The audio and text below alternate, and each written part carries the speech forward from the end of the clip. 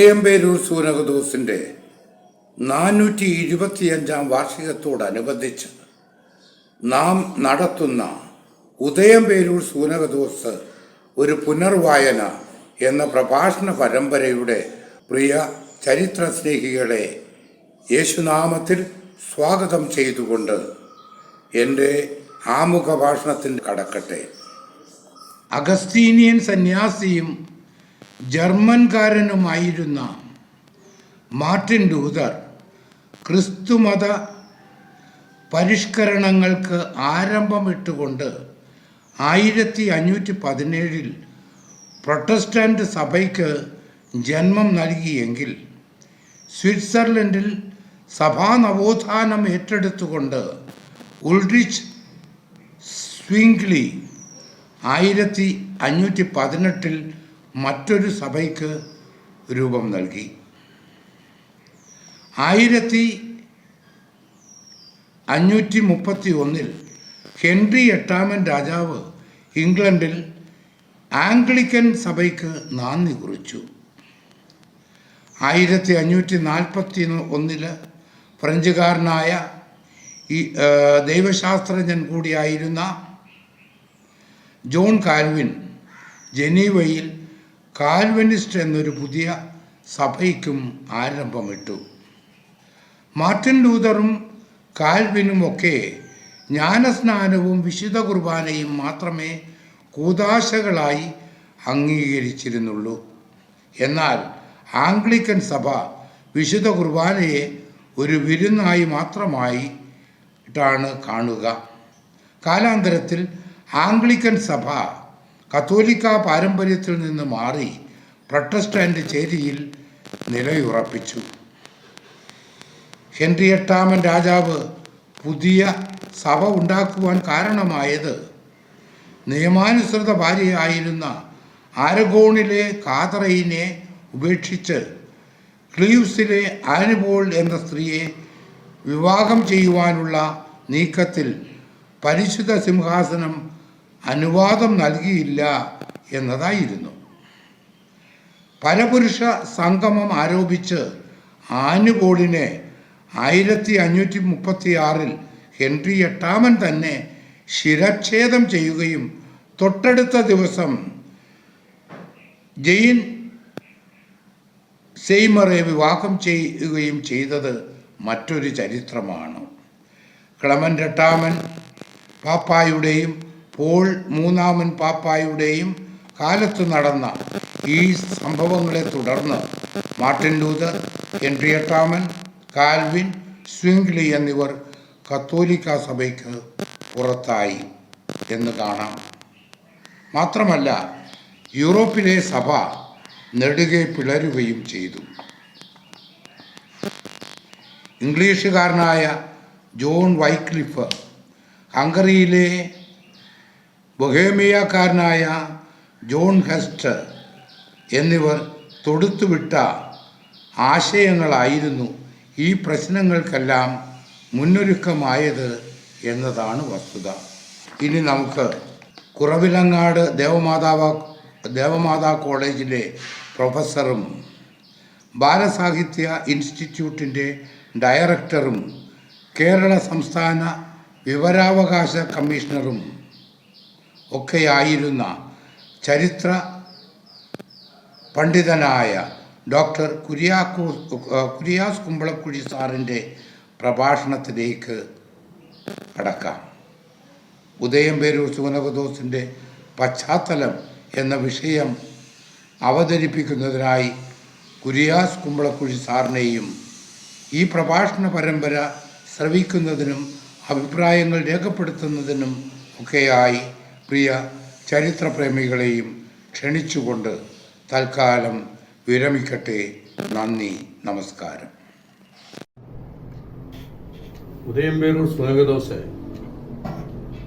നമ്മുടെ സഭാചരിത്രത്തിൽ നടന്നിട്ടുള്ള സൂനകദോസുകളുടെ ആ സ്വഭാവമുള്ള ഒരു സമ്മേളനമായിരുന്നില്ല. സാധാരണഗതിയിൽ വിശ്വാസപരമായ കാര്യങ്ങളിൽ തീരുമാനമെടുക്കാനോ സഭകളിൽ ഉണ്ടാകുന്ന പ്രതിസന്ധികളെ തരണം ചെയ്യുന്നതിനുള്ള വേദി ഒരുക്കാനോ ഒക്കെ ആയിട്ടാണ് സൂനകദോസുകൾ വിളിക്കാറുള്ളത്. പക്ഷേ നമ്മുടെ പരമ്പരാഗതമായ ധാരണയനുസരിച്ച് സൂനകദോസുകൾ ബിഷപ്പുമാർ പങ്കെടുക്കേണ്ട സമ്മേളനമാണ്. പക്ഷേ ഉദയംപേരൂർ സൂനകദോസ് അതിൽ നിന്നൊക്കെ വ്യത്യസ്തമാണ്. സാർവത്രിക സൂനകദോസുകളും പ്രാദേശിക സൂനകദോസുകളും നടക്കാറുണ്ട്.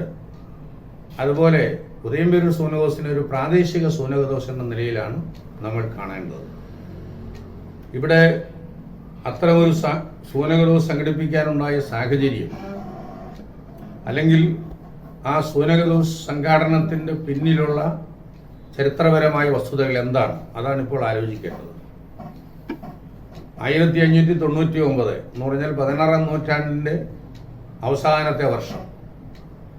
ആ വർഷത്തിൽ അല്ലെങ്കിൽ ആ കാലഘട്ടത്തിൽ ഇവിടെ ഉണ്ടായിരുന്ന ക്രൈസ്തവ വിശ്വാസികളുടെ വിശ്വാസ ജീവിതവും അന്നത്തെ ക്രൈസ്തവരല്ലാത്ത പൊതുസമൂഹത്തിൻ്റെ വിശ്വാസവും ജീവിത ശൈലിയുമൊക്കെ കെട്ടുപിണഞ്ഞ് കിടന്നതായി.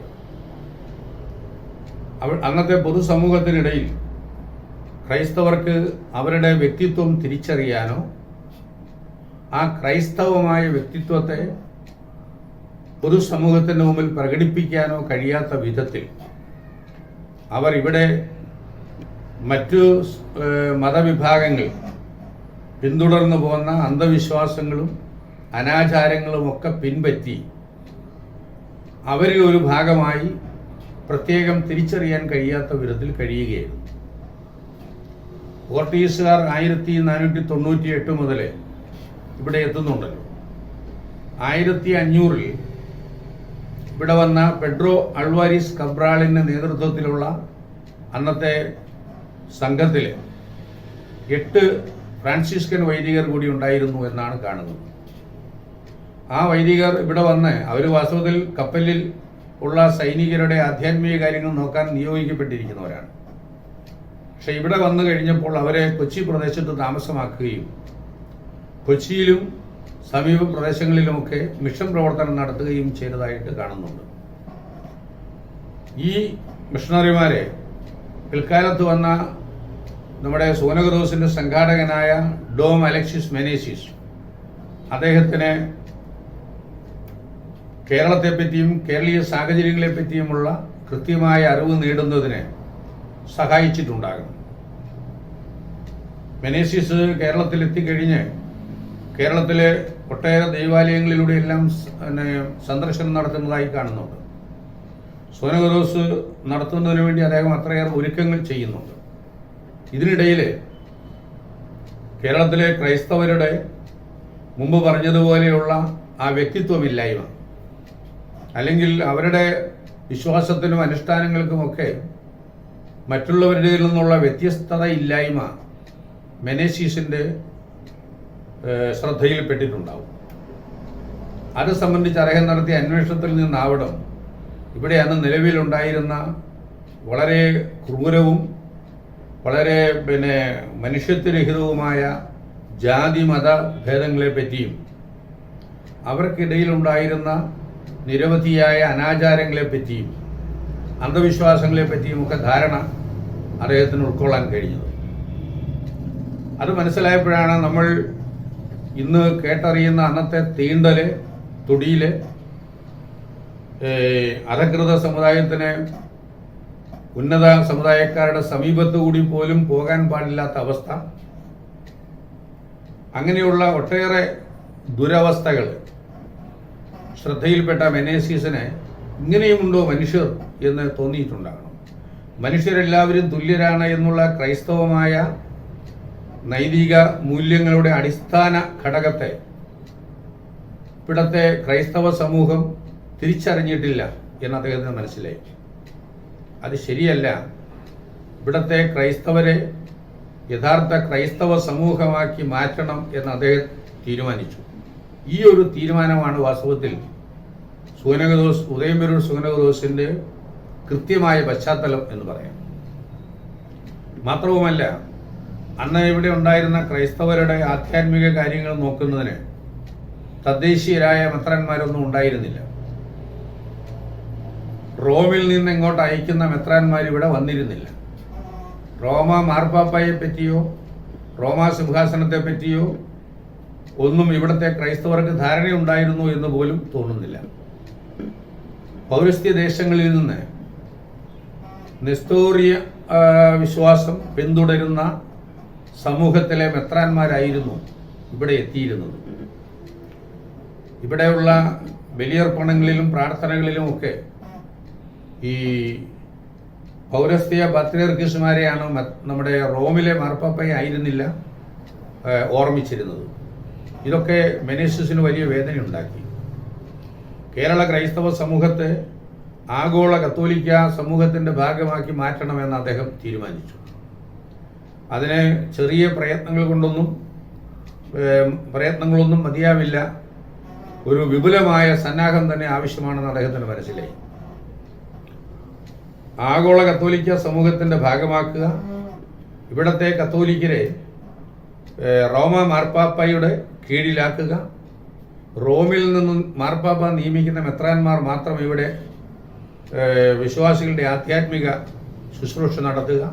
ഇതൊക്കെ മറ്റ് കത്തോലിക്ക രാജ്യങ്ങളിലേതുപോലെ യൂറോപ്യൻ രാജ്യങ്ങളിലേതുപോലെ തന്നെ ഇവിടെയും ഉണ്ടാവണം എന്ന് മെനേസിസ് ആഗ്രഹിച്ചതിനെ നമുക്ക് കുറ്റപ്പെടുത്താനാവില്ലല്ലോ.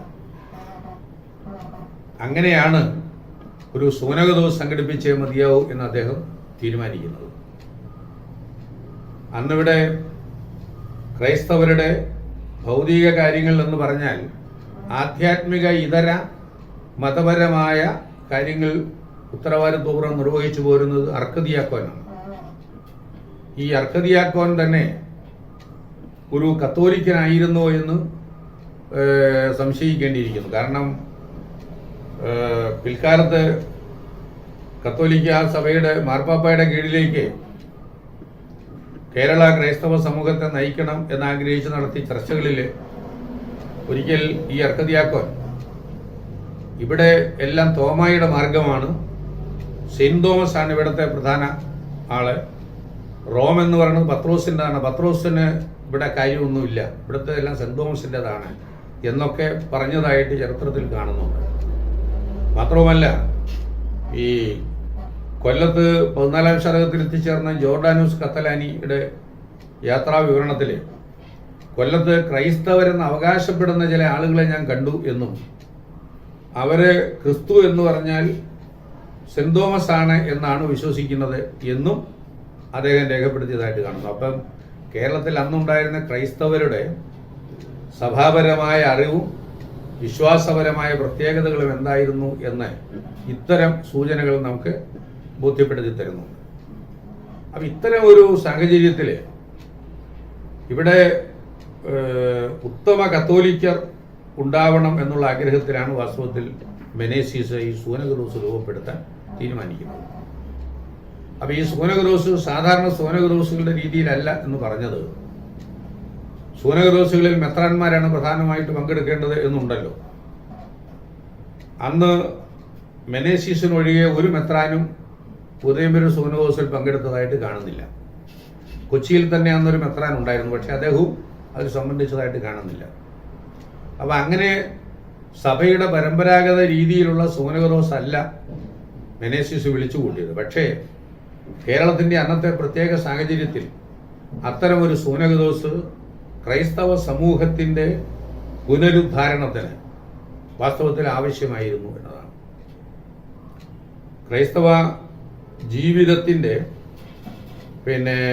ആധ്യാത്മികമായ ഉന്നമനത്തിനും അവരുടെ സാമൂഹിക ജീവിതത്തിൻ്റെ സംശുദ്ധിക്കും അല്ലെങ്കിൽ ശുദ്ധീകരണത്തിനും ഉദയംപേരൂർ സൂനകദോസ് എന്ന് പറയുന്ന സംരംഭം ഏറെ പ്രയോജനപ്പെട്ടിട്ടുണ്ട്. അപ്പം ഇതിലേക്ക് കൊണ്ടുവരിക എന്നുള്ളതായിരുന്നു സംഘാടകനായ മെനേസിസിൻ്റെ ഉദ്ദേശ്യം. ഈ പശ്ചാത്തലം മനസ്സിലാക്കി വേണം സൂനകദോസിനെ പറ്റിയുള്ള വിലയിരുത്തലുകൾ നടത്താൻ.